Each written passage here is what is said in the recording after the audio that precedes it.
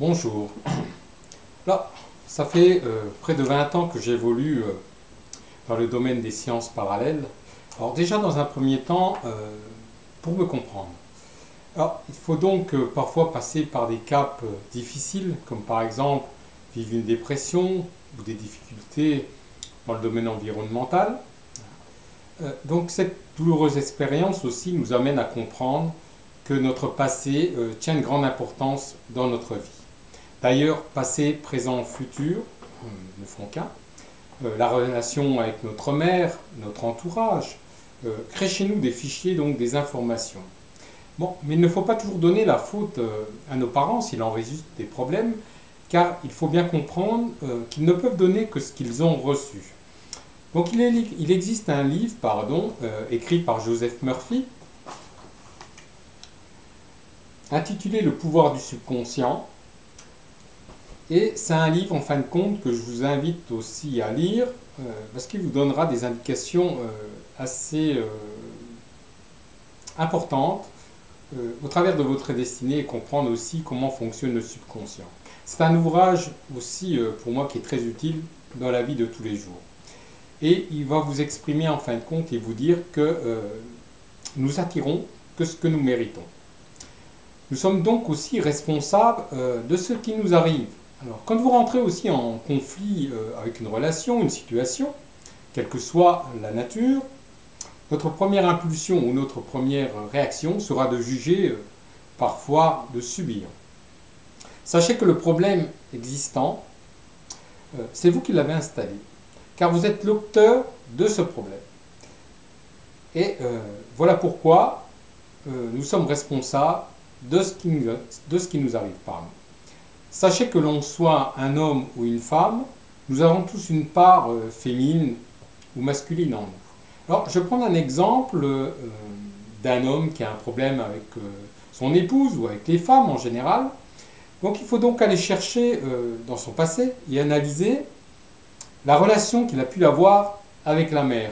Peut-être trop présente, voire possessive, ou alors absente, ou alors la mère ne comprenant pas les faits, gestes, voire de l'enfant, voire de l'adolescent.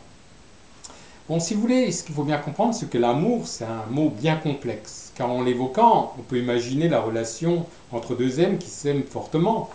Mais là, cela n'est pas forcément obligatoire. On peut être amoureux, en fin de compte, d'une passion, d'un travail. Mais le mot amour, c'est vrai que dans la vie de tous les jours, ça nous emmène toujours à cette relation avec le monde de l'humain. Mais souvent, j'ai vu des relations, des personnes aussi qui viennent en consultation et qui se sentaient un petit peu frustrées parce que justement, ils n'avaient pas ce qu'ils souhaitaient dans leur vie et ils avaient du mal à canaliser, en fin de compte, leurs émotions dans le domaine affectif. Alors, ce qu'il faut bien comprendre, ça peut inhiber aussi des personnes et pouvoir se retirer ou ne pas comprendre ou vivre en fin de compte dans un monde intérieur où ils se posent beaucoup de questions face à eux-mêmes. Bon, ce qu'il faut bien comprendre, c'est justement ce mot amour, il a une dimension beaucoup plus grande. Il y a des gens qui ont une difficulté à vivre l'amour comme ça d'une manière purement affective. Et c'est pour ça que je parle en fin de compte de l'amour, d'un travail, d'une passion, tout en sachant qu'on a tous des énergies. Et le mot amour, ça peut être un grand A, ça peut être un amour universel, l'amour en fin de compte de quelque chose qui dépasse l'être humain. Alors souvent il y a des personnes dans un premier temps qui vont d'échec en échec et aussi qui ont du mal aussi à formuler leurs sentiments. Ils peuvent être aussi soit trop possessifs, soit trop distants. Alors, avec le temps, pour moi, je possède aussi un esprit assez psychologique et j'ai acquis aussi des connaissances en étudiant, en expérimentant des thèmes astrologiques, voire numérologiques. C'est vrai que tout le monde aussi est plus ou moins d'accord par rapport à ces sciences-là et voilà, moi je suis très respectueux de l'esprit des personnes et de leur façon de voir les choses. Mais en approfondissant les données, et bien sûr, avec l'expérience, on gagne un temps précieux pour comprendre ce que l'on nous a donné comme énergie à un être pour qu'ils vivent telle ou telle situation. Bon, par le biais de ces connaissances, mon travail est d'aller également chercher des informations dans le subconscient, hein, pour les faire remonter dans le conscient et pouvoir les éliminer. Alors, nous fonctionnons comme des ordinateurs. Nous avons tous une éducation, des informations qui sont ancrées en nous. Hein. Nous sommes tous codés. Notre père, notre mère nous ont donné des fichiers aussi, des indications par rapport au côté affectif, par rapport à des relations au travers de notre entourage. Et avec tout ça, ben, on va vivre. Hein. Voilà, avec, j'irai nos périodes en fin de compte très positives et aussi des périodes négatives. Mais tout en sachant que le positif et le négatif vont ensemble, puisque pour faire fonctionner une ampoule, il faut le plus et le moins. Alors, comment on fonctionne comme un ordinateur? On peut aussi installer des fichiers et en créer d'autres. Donc l'être humain en fait, si vous voulez, et quand on travaille dans le domaine de la psychologie, ben justement c'est pour essayer de comprendre ce qui va et ce qui ne va pas en soi, et de pouvoir éliminer des fichiers et d'en installer d'autres. Alors quand nous changeons aussi, c'est qu'il faut bien comprendre, notre manière de voir les choses, nous modifions aussi notre entourage et attirons d'autres personnes ou des situations. Alors combien j'ai vu de personnes déçues par la vie, que ce soit dans le domaine affectif, familial, voire professionnel. Mais pour en arriver là, il m'a fallu faire aussi un travail déjà sur moi-même, car on peut s'intéresser et guider autrui que lorsqu'on a compris quelles étaient nos forces et nos faiblesses. J'ai appris donc avec le temps à écouter et surtout ne pas juger. Parce qu'il faut bien comprendre, c'est que je considère un petit peu la vie telle que je vous la décris maintenant. Vous savez, dans le ciel, il y a le soleil qui nous envoie ses rayons pour nous réchauffer, qui illumine aussi la nature, notre vie. Bon, parfois il y a des nuages, et ces nuages, pour moi, ils correspondent à des difficultés qui peuvent provoquer des orages, voire des choses un peu plus importantes que l'on constate actuellement. Mais l'astre lumineux, il revient toujours. Alors je compare toujours ces nuages aux épreuves que nous avons à traverser pour retrouver notre lumière intérieure, qui nous permet d'être et non ne pas être. Alors, bien sûr, je n'ai pas de diplôme de psychologue ni de psychothérapeute, mais sans prétention aucune, j'ai pu aider efficacement des êtres qui suivaient des thérapies depuis un certain nombre d'années et leur apporter des informations capitales à ce qui leur faisait défaut, et cela dans un espace de temps assez court.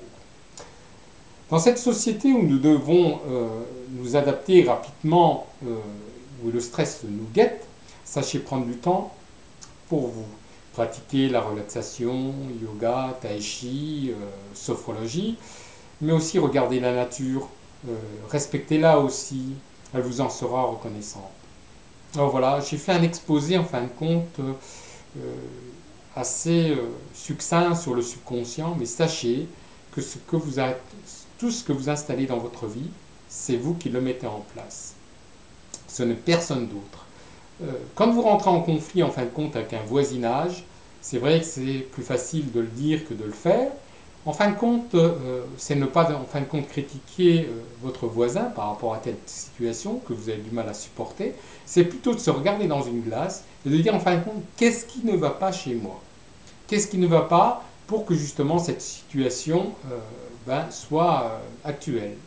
Et partout, que ce soit sur un domaine affectif, sur un domaine professionnel, il faut toujours reconsidérer les situations.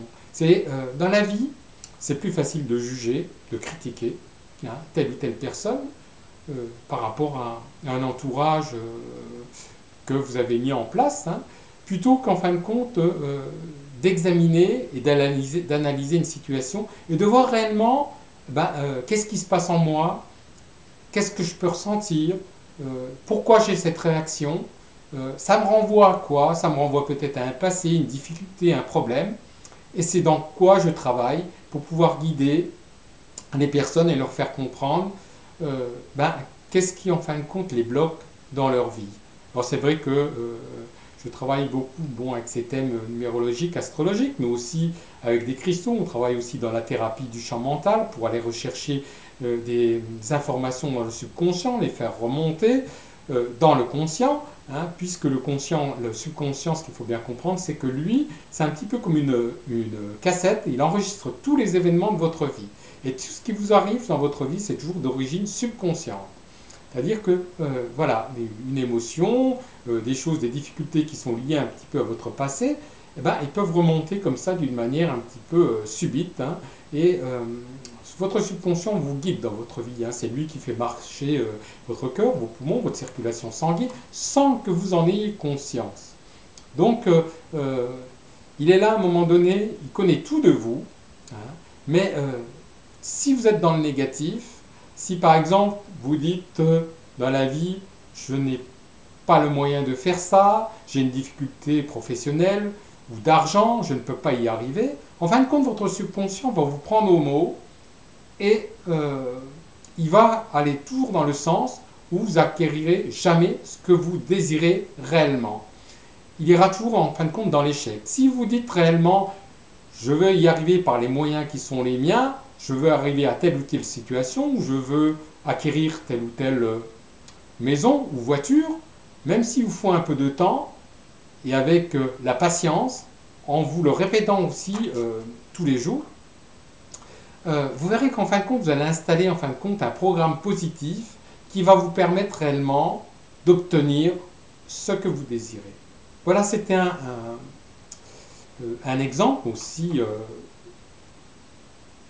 un dialogue entre ce conscience et subconscient, mais aussi quelque chose que j'avais à partager avec vous, avec l'expérience que j'ai acquise depuis plus de 20 ans dans ce domaine, en fin de compte, des sciences parallèles, mais où je développe aussi tout ce côté évacuation des émotions, faire remonter des choses inconscientes dans le conscient, et pour pouvoir surtout aider, conseiller, ne jamais juger autrui par rapport à ce qu'il est. Je vous remercie d'avoir visionné cette vidéo, et puis je vous souhaite bonne chance dans la route qui est la vôtre. Merci.